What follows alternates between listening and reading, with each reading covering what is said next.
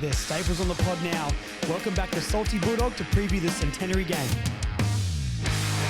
Now Majak Door. He's got the runner inside Majak. He tried the shimmy and the sidestep. Uses the 15. How good is that? The shimmy and the shake. That's what. Welcome back to Further North, everybody. Like a tradition around here, the Salty Bulldog. I think the only Bulldogs representatives we've ever had on the pod. But you know there's a game coming up when these guys are here. Matthew, Nicholas from the Salty Bulldog. Welcome along, guys. Thank you for joining me once again. Thank you, Josh. Good to be back. It certainly is good to be back, isn't it? It was quite fun last year, to be honest, and hopefully this one's just as much the same.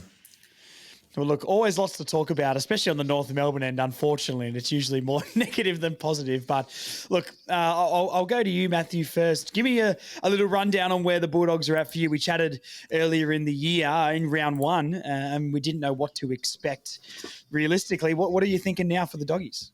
I've got to be reasonably happy with where things sit. I mean, at the time, the Dogs were entering the season with a host of players unavailable, a host of their star players unavailable, and a couple who were sort of being rushed back from injury. And they navigated that first part of the season really well. They were picking up a few wins and putting in some really competitive performances against some top-line sides, but not quite getting over the line in any of them, which affected the win-loss ratio a bit. But can't really fault the way that they've played throughout most of the season. There haven't been too many games when the Dogs haven't played well. I think as Bulldog supporters, we've got to be reasonably happy with where things sit at the moment. We're much further ahead of the curve than what we have been the last couple of seasons. Normally, we're at about 12th or 13th right now, and we begin our run. But as things stand, we're currently inside the top 8. We're looking pretty good on all fronts, and we've got most of our players back, one or two still unavailable, but we're looking pretty good. And a big win last week against the Swans. Interstate wins are hard to get, and the Swans are a good side now. They probably won't make finals, but with some of their better players back now, they're going to cause an awful lot of headaches for teams on the run-in. So that was a really good 4 points last Friday night. That's a good point. Nicholas, what about you, mate? Give us a quick rundown on your thoughts on the Doggies so far. Sort of probably going off what Matt was mentioning there with the coming into this season, our expectations were again, trying to wonder, arguably, we want to be top 4. There were certain things going on in the pre-season, I guess, namely, losing your best player for an extended period of time doesn't exactly help. But I think it's more for the fan base and the club probably being readjusting their expectations, where they've still been able to set the bar, high enough, as in, ideally top 4. But how they've been able to go about it on and off the field has been exceptionally pleasing for a number of things, how they've handled the Jamara saga, how they've started to handle Marcus Bontempelli's contract, the Darcy injury, Luke Beveridge's contract. There's a lot of positives the way that the club's been able to go about these particular things, which says they're in a really good place off the field and starting to reflect on the field where things are looking a lot more balanced. And, again, as Matt said too, we're probably a couple of wins further up than where we expected to be. Probably coming into this season, normally how we tend to go in the first half anyways. But now it gives us a little bit of room to work with, and, hopefully there's a bit of a, hopeful top 4 push with how the draw sort of opens up after a tricky first 10 or so weeks. There's been a bit on for the Dogs this year. Now you mentioned some of those things, like the Jamara and the contract situation of Bont and Bevo sort of re-signing, but a heavily criticised coach. I mean, we'll just go really quickly to both of your thoughts on those 3 points. What are you? Matthew, we'll start with you. What's your opinion on Bont, Jamara, and your coach re-signing as well? Yeah, you're right. There has been a lot going on. I didn't even notice until we just pointed it out. I was like, they got a bit on. Honestly, I think they've handled them all really well. With sort of, if you cast your mind back a couple of years, I think heading into the 2023 season, November, December 2022, they gave Beveridge a 2-year contract extension, even though he was coming into the last year of his contract. And at the time, I think most Bulldog fans agreed that was way too early, given that it had been a pretty disappointing season. And 2023 was of a similar ilk, missed finals after a loss to West Coast. I mean, even you guys can beat West Coast at the moment. But this year they didn't do that. They held off and they said, no, well, let's just see a bit of this year's version of the Bulldogs first. And even when the Dogs started really well and there were calls in the media to just extend his contract now, they still said, no, wait, hold off. We're not prepared to do this just yet. So they made sure to take their time until they were very confident that they were making the right call. So that's been really well handled by the club. And the Dogs' form has continued strongly even after that contract extension as well. Sometimes we can see once the deal is signed, things drop off. That hasn't been the case. So I think the Dogs have played that one really well. The Bontempelli one, not really a lot to say. I mean, he is traditionally someone who's held off on signing his contract extension. He's normally been someone who's done it in the back half of the year. I don't think I've not lost a wink of sleep over it, and I don't think I'm about to anytime soon, and nor should Dogs fans do similar. I think that one will be done soon. He'll definitely stay. He's not going anywhere.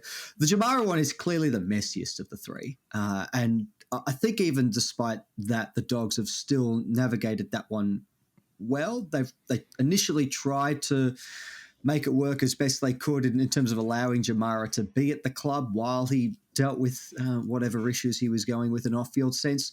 Clearly got to a point where it just wasn't possible for him to be able to do both at the same time. So the Dogs instigated with Jamara and his management a clean break and said, no, take the time away from the club, make sure that whatever it is that is going on is sorted under wraps, and only then will we then allow you to come back into the fold. And in the last few weeks, that's what we've seen.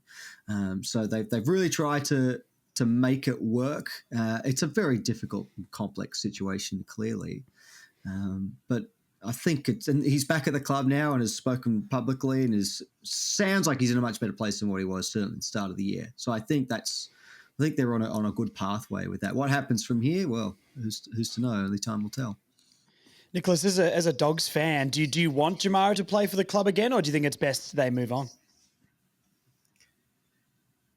I think probably on our own accord, I think for my sake, I reckon it's still in the best interest for the club and for Jamara respectively as well to remain within the club. I think there's been obviously there's a long connection that he's come back with us, give or take the last, not just on a playing sense, but, through the academy, back through to Warrnambool, of course, 7 or 8 years ago. So there's been a lot of investment, not because there has been this sort of thing, I guess, thrown in there, but there's been a working relationship, I guess, between the two parties for an extended period of time. And it's something that hasn't been, up until recently messy, but this has been messy, not because of something that Jamara's done to the club and not something that the club's done to Jamara. So things can be worked out, and he's still got a deal for next year. And all I know is that it would still take something incredibly convincing, regardless of what's been going on, for the club to even consider offers in terms of potentially a departure. But no, I think if anything, they'd be probably working towards an extension if certain things are in place. He knows what he's trying to work out now. The club's pretty consistent with how they want things to be, and which can only be a positive. We've lost enough good talent, I guess, over the last few years, and it's not just because he's talented. It certainly helps, but I think it probably gives us also a good selling point for potential trade acquisition, saying, look how well we've been able to run this particular organisation over such matters. And personnel and players might be thinking, this is not a bad place to potentially, be a part of. If they can, manage this type of difficult scenarios, how are they going to be when things are going well? It's going to be an exceptional place to want to be a part of too. So it can only benefit the club. Yeah, absolutely. So, look, the season's going pretty well. Just from my perspective for the Doggies, I mean, how you guys handled the injuries at the start of the year and navigated all through those, I think you did really, really well to maintain a strong position. The Dogs are a weird one for me because I look at them and go, yeah, they're doing really well this year. And then you've sort of been like flirting with the 8 in and out a little bit. And I think you'll make the 8, especially with all the players back. And I think you'll be a really competitive team. But from my perspective, I always think they're playing so well and then they're maybe not quite as high as I imagined. What's something, and Matthew, we'll go to you and then we can swing it back the other way for Nicholas after. Give me something that you're doing really, really well as a team. Is there anything different this year that's making you more of a competitive team than there was the year before? I think what they've been able to do really well is bring in the next generation, particularly in terms of a midfield sense. So we talked back at the start of the year, we'd lost Caleb Daniel, Jack McRae and Bailey Smith over the off-season. That was a lot of not necessarily first-team talent, but definitely a lot of depth that the club had lost heading into the season. And then, of course, there was no Bontempelli and there was no Adam Treloar. Treloar's still been out. So I suppose in that situation you're going, well, who's left? You've got Liberatore, Richards, Kennedy, but then what? So the likes of Riley Sanders and Joel Frazier in particular have been excellent through the midfield, being given more of a responsibility throughout the course of the campaign. And that's been a huge boost to be able to find more options through that midfield, given that we've lost a few rotations over the past couple of seasons. The forward line has been unbelievable, particularly given the issues that we've had with no Ugle-Hagan, who was our leading goal scorer last season, and no Sam Darcy, who's been out for a couple of months. Dogs are averaging over 100 points, which in this day and age is phenomenal, and kicked another 100 points again at the weekend against the Swans. I really love the firepower up forward that the Dogs have been able to bring this season, despite all of that unavailability. No Cody Waitman either, who I completely forgot to mention, who's the best small forward we've got on our list at the moment. It's just required other people to stand up, as I've affectionately referred to as the support cast through 2025. And I think that's what's got the Dogs into this position. It's not necessarily been Bontempelli bailing us out of jail every week. It's been other people who've stood up when required, who have helped get the job done. And the best example of that was Friday night. Lots of stars well held, but the Dogs still managed to get a win. And that speaks to that next level. Yeah, for sure. Nicholas, what's something the Dogs maybe aren't succeeding at? If there's one area that any team can take advantage of them, what do you reckon it is? It's probably been ironically, not the defensive setup per se, because the personnel has been solid enough to get by, but it comes down to how we've defended across the ground without the football. And, all the key indicators from particular ratings and whatnot says that that's something that we've been had a bit of a flaw in, where we've been able to get exposed. Sometimes I think the way that we've been able to, again, not in a one-on-one sense, I reckon, but how we defend particular turnovers, where sometimes it's one of those occasions where you just got to cop it. Sometimes a bad turnover happens, but it's where the respective turnover happens. And the way we've been able to, or not been able to halt teams on such a transition, when we've created a turnover, or given away a turnover, at our half forward line, the ball's been able to slingshot pretty quickly back down the other end. If you have a turnover in the defensive 50, look, the ball's already relatively locked in and you're almost expected to concede a goal for the most part. But when you've got almost a full ground bit of cover and you're still not able to protect the defensive space behind that, that's been our problem. And that's arguably because we tend to, defend the ground quite high up. We tend to maybe leave one player down back, maybe two at most, have a high press. And against certain teams that are quite well skilled, it's, it can be pretty easy to slingshot and get out the back, I guess, considering just how high up we do tend to defend. And when you come up against such teams like Collingwood, like Geelong, Brisbane, for example, obviously three of the better sides going around, they're not going to give you many chances to punish those mistakes. Once they're made, it's going to bite you in the backside pretty well. So that's the main sort of concern, I guess. But generally, I think we've held up pretty well despite those issues. Still pushing very much in the eights. And, the defensive structures could be a little bit better, but they're certainly not the worst at this point in time. And I don't know how much both you boys watch much North. I know not heaps of people are watching us outside of North Melbourne fans, but we'll throw it over to Matthew for this one. Is there an area of North Melbourne you think that we could potentially take advantage of the Bulldogs in, or anything that we do well, in your opinion? I have actually watched a fair bit of North Melbourne this year. It's kind of difficult to pinpoint one area of the ground where I think you guys have got us, and that's purely because I think there's been really good improvement across the board. In all honesty, look, you're still a developing side, so there are going to be games when you just don't rock up and you're well beaten by the opposition. But I think for the most part, and I feel like Nick and I might have been discussing this a couple of weeks ago, there've probably only been one or two really ordinary games since Good Friday that North have played. Actually, yes, no, we did discuss this after our win against Richmond a couple of weeks ago, that since that Good Friday game against Carlton, there might have been one game where you were really bad, and then the final quarter against Collingwood, where it was only 3 points at three-quarter time. So I think your improvement has been really good this season, even though the win-loss record doesn't necessarily reflect that. So they're a side to certainly to watch out for. This is a very different team to the one that we played 12 months ago, where we won by nearly 100 points. And even probably very different to the side we played in round one. And you weren't too far away that night either. Although, admittedly, we did have a few of our most important players out. This is not going to be an easy game for the Dogs, despite where things look on the ladder. North have improved a great deal over the course of the season. So, and even though, again, you weren't great against the Hawks last week, that's more an outlier over the past 2-3 months, that sort of scoreline.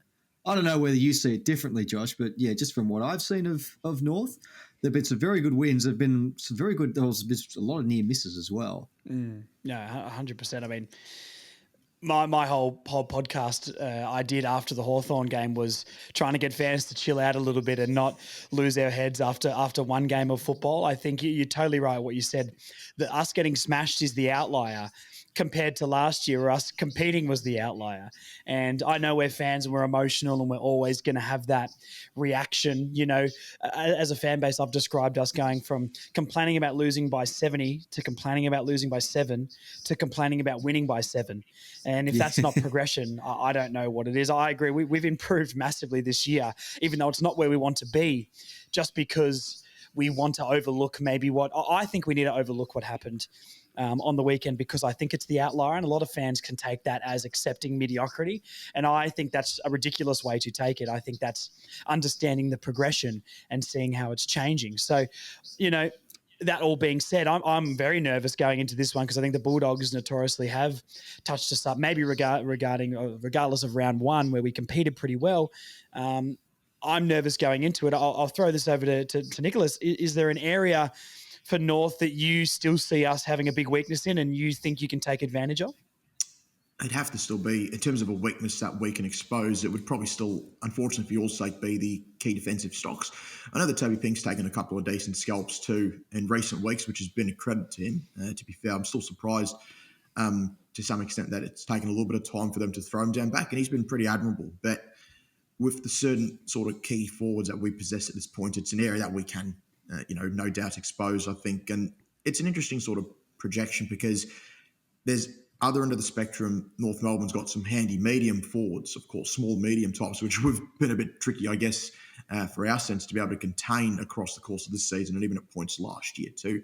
So on the other end, that's something that North Melbourne can probably focus on as an area of strength against us. But look, the key tools for us, I think I've said it to Matt too on a number of occasions, be it if we're not playing good football, unfortunately that's been generally the case this year, but when we've needed to, hold firm or, fight up against a little bit of adversity, I guess, having certain personnel like a Darcy and on occasions to a Norton to have these good get out of jail options. If things, not going well, look, just get it down the line, let them compete. Let's get a stoppage. Let's repeat. Let's go again. And that's something that I do think is going to be a bit of an issue for North to be able to prevent. Now, they've got a pretty handy enough midfield, which on occasions sometimes has had its colours lowered, but they've been pretty all right, I think, in certain particular categories. Still sitting like second in the comp for clearances. They're just ahead of us by one. We're sitting up there in that regard. But I think for them, pleasingly, is for North Melbourne is that they've also probably allowed some of the lowest amount of clearances respective per sort of game, sitting about like 6th or 7th, I guess, in that stat for clearances conceded.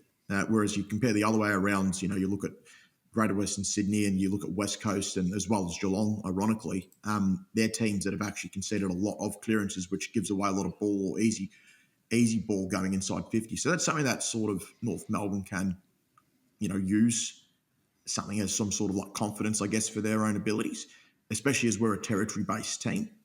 And that's sort of how we tend to just generally play. And last week was probably one of the rare occasions that we didn't actually win the territory battle. So it's something that North Melbourne can work with. They've got a midfield that's capable enough of preventing us from winning that particular territory battle and making it more split 50-50, which relies then on us hedging our bets and taking the most of our chances. It's always a very similar worry for me coming in against the Bulldogs. Like our midfield, more often than not, for the last few years against the Doggies seems to get lowered a little bit, even though our midfield is quite good. I don't know what it is necessarily about matchup or personnel the Dogs have, but you always seem to get on top of us. And then I look at the key forwards, and I think our defense is a little bit underrated. Obviously, coming off last weekend, you can't say that, but Toby Pink has done a good job. I think it a lot depends on if Charlie Comben comes back or not, which my gut tells me he probably doesn't. To be honest, we haven't got any word on that, but that's just a gut feeling after his fractured shoulder blade coming back, looking like his arm was about to fall off, and then we had to rest him this week. So it does lie on him, I think, him a lot. And then with the young fella, Will Dawson, playing last week for his first game and getting a bit of a job done on him, but it's his first game. He's 19. He's a 200-centimetre player, hasn't played many games. So I think that is absolutely an area that I worry about for this game for us. The matchups the other way, I mean, I point this out nearly every week where Zerha and Paul Curtis can sometimes pose some threats to opposition defenses, but then I look at the Hawks and they didn't do too much on the day. So we really need a massive bounce back. It's our Centenary game as well, which is a massive and important night for us. And we want to make sure we don't show up anywhere near what happened last week. And I'm really just hoping for some competitiveness. Maybe let's go to some tips. And then I got another fun question to ask you after that. Matthew, do you think North's any chance here, or do you reckon the Dogs are gonna get it done? Let me know who wins and give me a score prediction. I think North are a chance because as I said, they're a much better side than what we've sort of come to expect over the past few years, and there have been a couple of good wins and a couple of near misses over the last 2-3 months. And as you mentioned, the Centenary occasion, North will have to be up for that. And that's something that the Dogs have got to be guarded against. We know too well what those sort of celebrations can bring about. We saw that earlier this year against Collingwood in our Centenary match, and we were an undermanned side that pushed them right to the line and could have nearly won that too. So we know North will be up for this one. It's you would still have to think the Bulldogs will be favourites here though, just with the way that the two teams have gone throughout the course of the season. The Dogs having an extra day break as well will probably count for something. Both teams having to travel, whatever you read into that as well. And Sam Darcy will be looking for a four-quarter performance as well. I think he's someone who will cause any side headaches. So he's a player that the Dogs can look to use to exploit that North defence, particularly if there's no combat. Say probably the Dogs by about 6-7 goals, I reckon. I think North are better than what we've seen over the course of this season, but the Dogs at Marvel should still just be too good. Nicholas, do you mirror those thoughts? What do you reckon?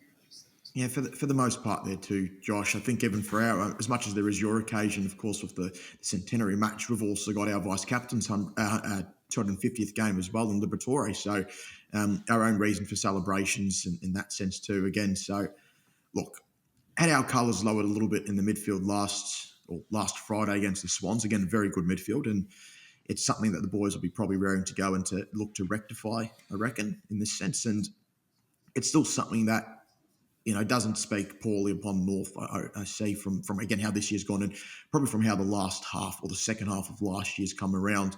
They've been in a lot of games, and it's something that they're probably still another 12 months away, I feel, before they can genuinely start to feel like that they belong against these upper level sides where they can think to themselves, yeah, we're not just competing, we're actually good enough to poach them. And it would have been ideal for you guys where you could have beat Fremantle a couple of weeks ago, which would have given you a little bit more confidence as well and a bit more belief that in these respective encounters as well too.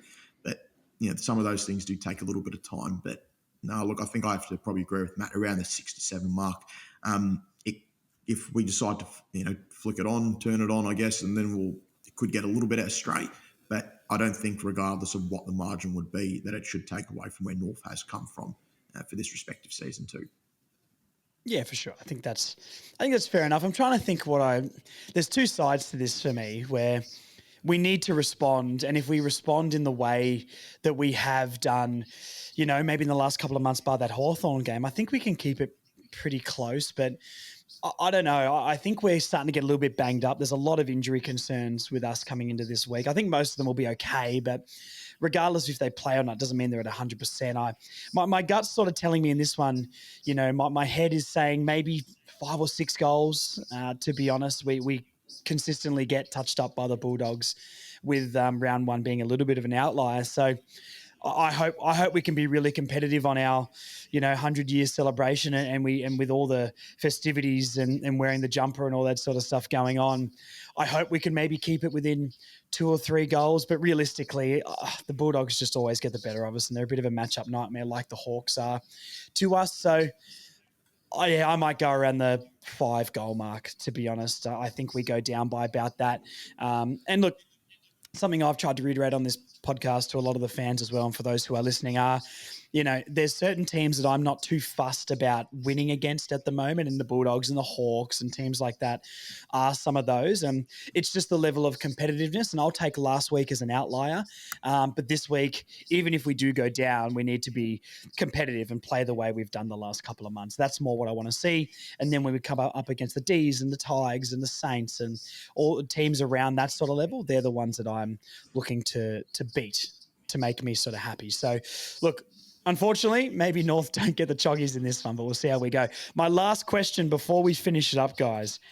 I want the most rogue player you can name to play for both North Melbourne and the Bulldogs. A favourite, most rogue. Let's see how many we can both name. Nicholas, I'm going to get you to kick this one off. Who's your? What's a player you can think of off the top of your head? Australia, I think it's a pretty, in our sense, pretty simple one. Let's stick with our current list manager, Sam Power. Let's stick with him. Got to go with him. But no, we got a lot of respect for Sam Power. So it was interesting seeing, of course, when he played for you guys for a couple of years, and then he ended up featuring at Coburg too, I think. Okay, yeah, I don't know if he played for Coburg or not. Sam, you know what? Weirdly enough, Sam Power was the first name that came to my head, and I don't know why that is, but Sam Power, what a guy. I don't know if there's a slight delay here, Matthew, for you, so we'll see if you catch up in a sec. But have you got a player that you can name for both teams? Yeah, well, immediately coming to mind was one who's a bit of a cult figure within our friendship group, Jade Rawlings. And it's because of a mate of ours when he was growing up. His favourite player was Jade Rawlings. He kicks about as well as Jade Rawlings did as well, I might add. But the number 24 came from Hawthorn, played with us, led our goal kicking one year, and then played one season with his brother, I think, right at the end.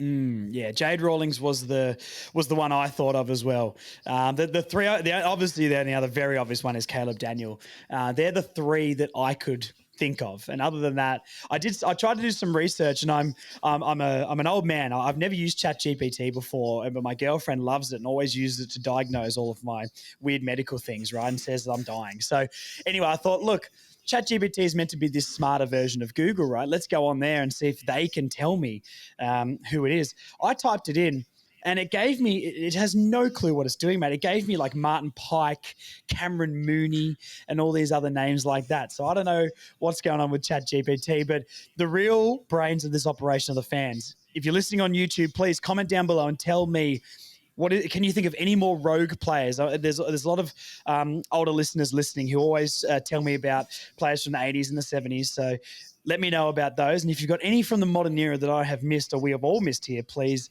let me know, because I can only think of 3. I don't think there's many trades, definitely the last 20 years or so that have gone between the clubs. I think Matt's got the same thought as me. Who are you going to say, Matt? Who have you got?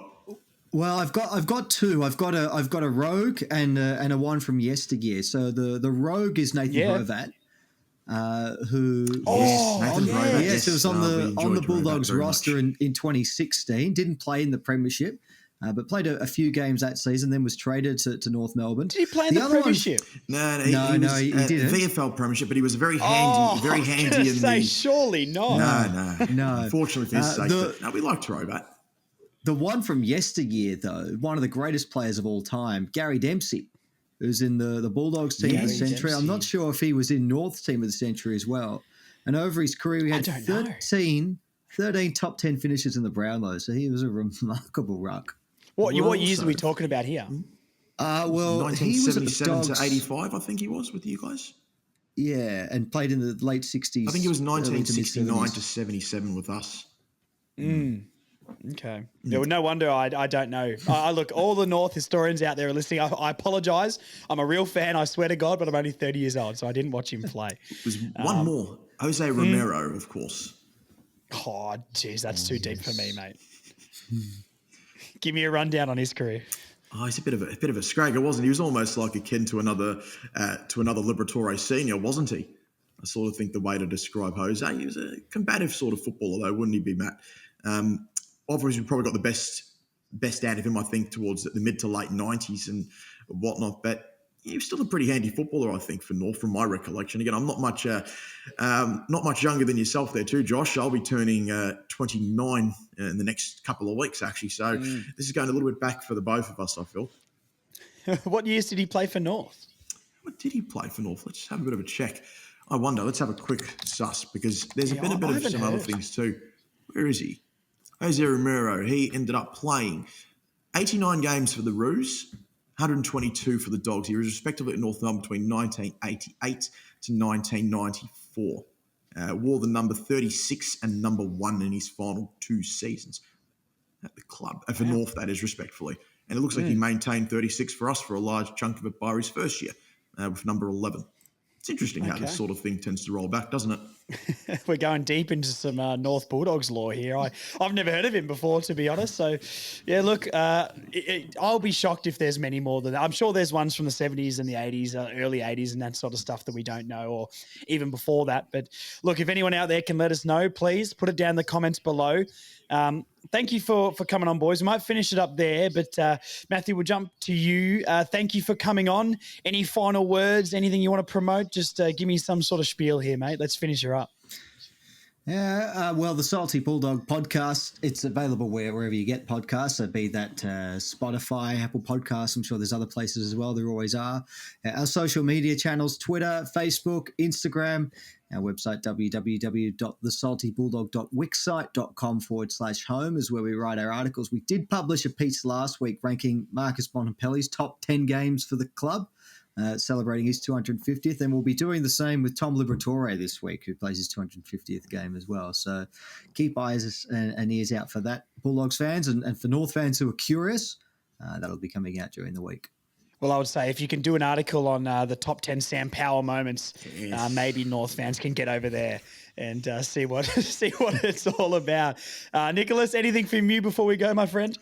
No, I just pretty much just got to stay, for your guys, stay with the course. I know it's probably been a bit of a long journey the last 8 or 9 years, but I think it's probably been more of an official rebuild, a proper rebuild anyways, the last 2 to 3 seasons. And unfortunately, there might have been some previous shortcuts before or some sort of middling grounds to just remain competitive. But I think now there is a genuine proper pathway, and not just because, we're trying to say this to pump them up in this sense. I do honestly think there is a legitimate ray of light at the end of the tunnel. Players are wanting to stay. You've just seen the extension, or the 2-year additional extension for Christian Jerry. He'd already had his contract till 2029, so he's there till 2031, which is amazing stuff for the Roos. Players that have probably been a bit interesting over the course of their careers have taken another step in their progress. Of course, Curtis, we've seen Zohar this year play a lot more consistent and dependable football too. Now, I do think there are good times. I still think it's probably 12 more months away before you can start to think about beating some of these better teams. But as you sort of alluded to, Josh, beat the teams you're supposed to, which is, in this case, who you think you can, as in St Kilda, as in Melbourne, as in Richmond and whatnot. Get those wins, and if you can snare a couple of sneaky ones on top of that, that's a good year of progress. And then, take the step the next year and the year after that too. So fingers crossed for you guys. We want to see North Melbourne get up there too. Beautiful. No, 100%. That's always the attitude we try and bring on the pod here. Some people love it, some people hate it, but hey, we're going to be here regardless. So thank you for coming on, boys. We'll chat to you again soon. Absolute pleasure. Thank you, Josh. Thank you so much for the guys from the Salty Bulldog for coming on. Really great to chat to them every single year. It's going to be a staple, I'm sure, moving forward. So thank you, lads, once again for coming on. Now, I'm recording this on Monday night on the 30th of June. Clearly, a very different time that I record and do this second half of the podcast for you guys. That means there's no team reaction, but we will jump into some things from the team just to chat about. I don't have the work schedule and the live schedule to do my normal thing this week. So we're prime time now. I get it. We play Thursday nights, but hey, this is what has made it different. So a little bit of a different second half to the preview podcast. Little bits of news floating around, then we'll get into the team. Zane Dersma is apparently disgruntled. I think Joe Montagna on First Crack said, whether Zane Dersma is disgruntled, not happy, and the club isn't in love with him. He's not in love with the club. Who knows what happens there? Interesting, because just from a fan's perspective, I mean, Dersma's put up some really, really good numbers in the last few weeks in the VFL. But I guess this season and even last year, definitely failed to excite the way other rookies have. And I remember us saying last year, look, we can't expect everyone to be Sheasel and all that sort of stuff. And Colby sort of exploded last year. And Zane never really locked down a spot. He was in and out, had some injury issues in the preseason, and that hampered him. And he seems to be ramping up. But when you really look at it, what are we, around 16 or something like that now? That's a long time to be ramping it up, and he hasn't been able to hold his spot. Yes, there are lots of players in his position, and that is, again, another fault of our drafting team, which a lot of our problems can lead back to. But you'd think with the talent he has, he should be able to make his own. You've seen in the VFL and the AFL, we're playing him in the midfield, on the wing, in the forward line, sometimes off half back. That to me suggests the club doesn't know what to do with him, partly because he isn't doing enough on his end, so they have to keep moving him. I think it's both parties here. I'm not blaming Zane. I'm not blaming North. I think it's a bit of column A and a bit of column B. For me personally, I mean, if we can move him and get a key position, a good, because Zane's a very, very talented footballer, and I have no doubt he'll thrive. And would I like to see him stay at the club? If he can lock down like a wing position or even bulk up and be a mid, I guess. We got so many of them, maybe, but I just don't see. If he was 5 centimeters taller, there's your key position player. I want exactly what he does, except to be nearly 2 meters tall. So, hey, it's not his fault what he is though, right? So for me personally, the talent I want to keep, but I just don't know how he fits in long term, to be honest, unless he makes it as a winger, but that's never what he's been. And I don't know if I like moving everybody around. It's worked with some players, but I guess he's meant to be the match winner on the forward line. He's meant to be the excitement machine, the thing that gets us on Friday night football. And I guess I just haven't seen it. And this report of both ends being disgruntled, it makes a lot of sense. Makes a lot of sense when you see his form, North putting him everywhere in the VFL, getting some spot AFL chances, but not much.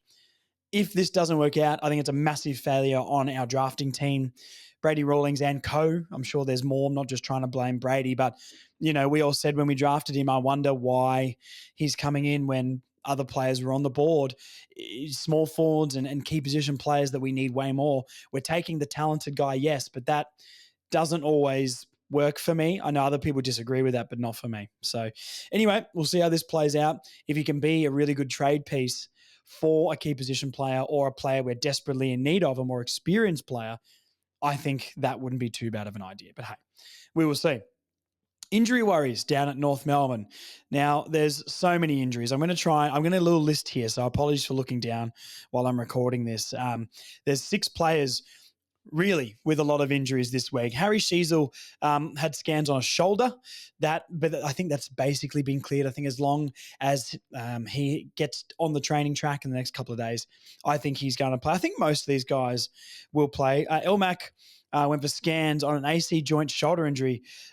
This one probably going to miss the next week, which not great. We really need him. If Jackson Archer doesn't come back, I guess the Bulldogs don't have too many smaller forwards, but I mean, the key tools for them are the problem. But hey, Elmac's been playing really, really well and is a real leader down there in the back line. So hopefully he can only miss a week or so. I'm really concerned with some of these leading into the games we've got with the Demons coming up after the Bulldogs. That's one I think for me we have to win. And if we don't have the Cattle, we know that our depth is better than previous years, but still not great. So we'll see. Foss sent for a scan about a calf discomfort. Once again, I feel like he'll play. I feel like he'll play. I don't think we can have this many guys out of the team. Parker was sent for scans to over his body after a heavy knock. Once again, I think he'll play. I feel like he played through broken ribs, didn't he? So that should be okay. Fisher sent for scans, hamstring niggles.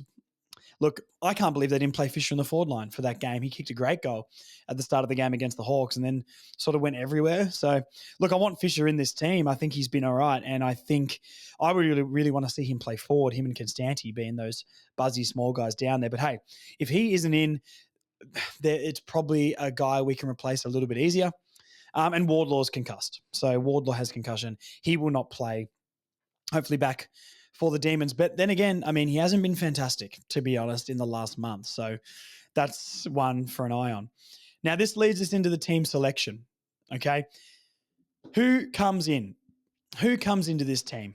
let's have a look. I want to just double check who the emergencies were for last week. I feel like it was CCJ.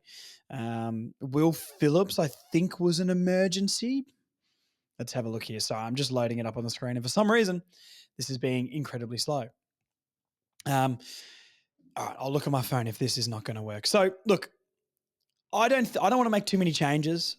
I want this team to come back and to show us that they're not pushovers. Do you know what I mean? I want them to show that that was the outlier, because I'm backing the team that it is the outlier.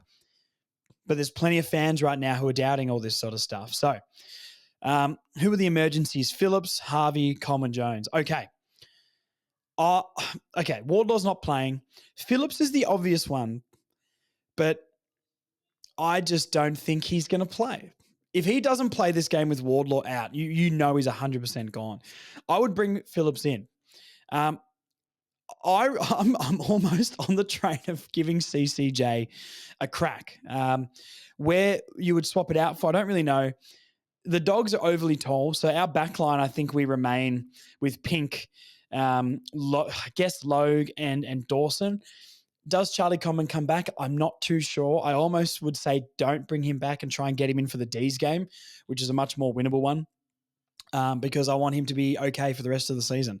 Clearly, he was rushed back by our medical staff. So, yeah, look, I would stick with Logue, Pink, and Dawson just to try and cover those Bulldogs talls.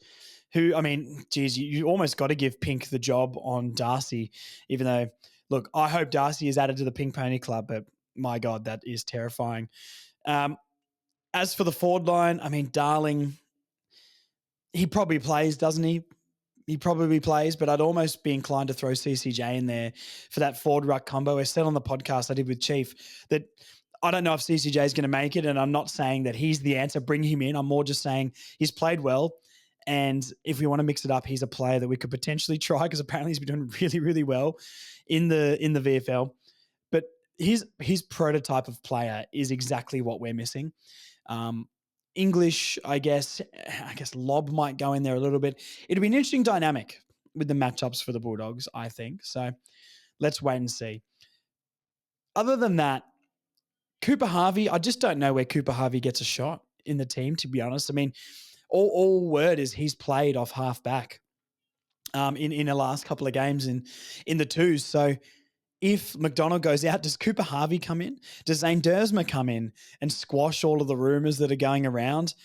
Man, it's going to be a crazy one. I would make as little change as possible, to be honest. I'd make absolutely as little change as possible. I mean, with Elmac out and with Wardlaw definitely out, they're the two that are definitely coming out. I would pick Phillips, and I guess I would pick Cooper Harvey. And other than that, I don't even know. I don't even know who else I'd be picking. I mean, look, this is very rogue podcasting right now. Maybe I'll go to who's been playing in the twos, and we'll see. I mean, Bailey Scott. Jeez. Is it time for Geordie Payne to get his crack? Hasn't been selected for a while. To Tickle, I mean, I'd love to see Tickle, but it just doesn't feel like it's real. Zach Banch. You know what? If Fisher is out, give me Zach Banch. It's time. Let's unleash the Banch. I think that would be fantastic. The Banshee. Let's see if we can get that nickname going. That was off the top of my head. Other than that, yeah, there's not many names that stand out here. I mean, look, Dersma, I wouldn't mind giving him a crack. Scott, I'm pretty over, to be honest. He can go in. I think his contract's up at the end of the year, and that's fine with me. Whitlock, get this guy playing forward. I'm not going to repeat myself, but hey, Will Dawson is a defender. Get him playing forward.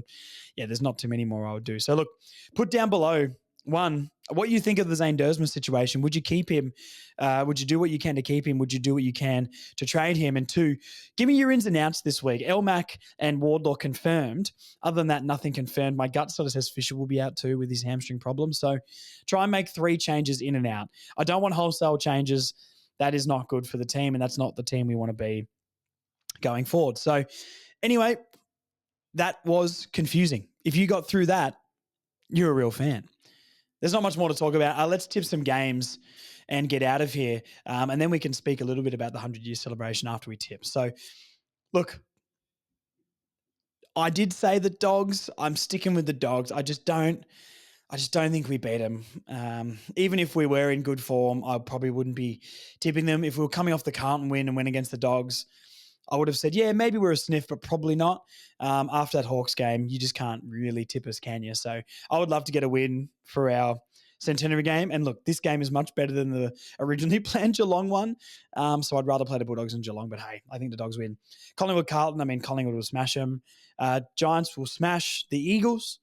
Gold Coast, Essendon, gross. I guess Gold Coast at the moment, but why am I smelling a danger game for the Gold Coast at Marvel? I'll go the Gold Coast, but not too sure. Geelong beat Richmond pretty easily. Port and the Lions, it's at the Gabba, so the Lions, not that I would pick Port anyway, they suck. Hawthorn St Kilda, I'm going to that game too with some mates. Something just says to me that maybe the Saints show up this one, and I really, really hope they do. But probably Hawthorn, to be honest with you. Sydney Freo, that's a good game. That's probably game of the round, to be honest. Sydney, I just don't believe in Freo away from home, and I think Sydney are getting better. They got a few of their players back. If they can get a key position forward, Sydney are back. Melbourne, Adelaide, Adelaide probably over there as well. What a boring week of games. Let's talk about the 100-year celebration for North Melbourne, and then we're going to get you guys out of here. I want you to tell me in the comments as well. Lots of things for you to do down there in the comments. I like hearing everyone's feedback. If you are watching on YouTube, please subscribe, like the video, and put these comments down there. It helps me a lot. It gets the video in the algorithm, and people have messaged and asked how to support the show. Comments, likes, subscriptions to YouTube. It's all free. It takes a second to do each of those, and it genuinely helps me out. So everyone gets free content. That would really mean a lot to me. My goal is to get to 2,000 YouTube subscribers by the end of the year. So if you can help me make that happen, that's all I ask. For free, 2 free North pods a week, please. All right. Who is your favorite North Melbourne player of all time? Not the best, your favorite. Okay? If anyone's 30 or under, don't tell me Wayne Carey. You didn't watch him play. I'm 30. I never saw him play. Okay? Glenn Archer, for me, is my favorite. I saw a majority of his career. I love Arch so much, and he will always be my favorite. Drew Petrie, Nathan Thompson, these sort of guys, Daniel Wells. There's so many. It's going to be really, really hard. You know what? Name the best player for North Melbourne of all time and your favorite player of all time down below. And let's see if we can get some debate going and some discussion down there. And more points for the more rogue shout. I think that'd be fantastic. Bay 29 tickets are available. I will be in Bay 29 this week with one of the Close to a Flag boys. So come down, say hello. I'm thinking of making little videos for you guys, as in like a North Melbourne Mount Rushmore. I might have my phone and some little mics if I can remember to bring them. And if you're in the Bay, come up to me and I'll make a bunch of little videos of your Mount Rushmores from North Melbourne. We can post them because I want to get more stuff with you guys. Not the most comfortable thing for me ever, going up to people and asking them to be in these videos. So if you're ever around, come and say hi, and I'll ask you to do the Mount Rushmore video. That would be fun. But it's a massive game for the club. 100 years of this football club, 4 premierships in that time, innovating the game without people even realising, to be honest. And it's going to, hopefully it's a fantastic night of North Melbourne celebration with all the old stars there. And hopefully there's a lot of glitz and glamour. Everyone get down there, get your merch on, and let's see if we can pull off a crazy, crazy win. Please get down there. Most of us listening to this are never going to see another centenary celebration for North Melbourne. This is a once in a lifetime sort of thing, just to see all the celebrations at the start and how they celebrate it. So the old logo's cool. I've got the vintage jacket. I'm yet to buy the Guernsey, even though it is available. So we'll see how we go. I'm going to leave it there. Thank you guys for tuning in. I'll see you down at Bay 29. If you want to come in for a haircut, Black and Brown Barbershop in Mitcham. There's a few people coming down this week, and I'm really, really excited for that. We'll see you guys soon. Go North.